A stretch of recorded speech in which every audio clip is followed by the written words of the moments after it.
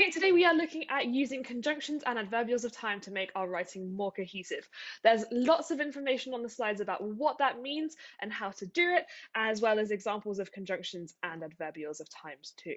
So here's an example of where someone hasn't done that. They haven't used conjunctions and adverbials of time. They haven't made their writing cohesive.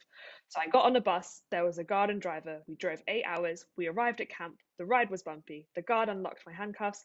The guard led me into the building. I met Mr. Sir. He showed me around the camp. He took me to my tent. He introduced me to the boys. They all told me their nicknames. So, not only here, we've got lots and lots of events all jumbled up together in the same paragraph. The sentence structure is very, very similar in all of those sentences, and it makes it sound a little bit monotonous, a little bit boring. So instead, we want to try and organize our writing a little bit more. Obviously, we can add more detail, more adjectives to make it more interesting, but as well as that, we want to organize our writing. So the first thing I've done here is I've separated this writing into 3 paragraphs. I think there are 3 main chunks of things that are happening. The first one is being on the bus. The second one is coming off the bus and meeting Mr. Sir.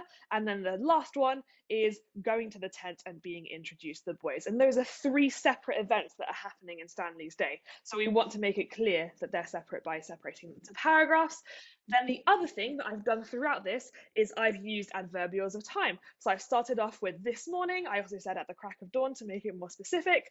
And then down here I've got after I made it off the rickety bus to show that we've now left the bus. And then down here I've got after Mr. Sir had left. So those are helping me show my reader when different things are happening. The other thing I've done is that I've joined some of the actions together. So a garden driver glared at me while I found my seat. Kilometers of desert wasteland flashed past the windows as we drove 8 hours before arriving at camp.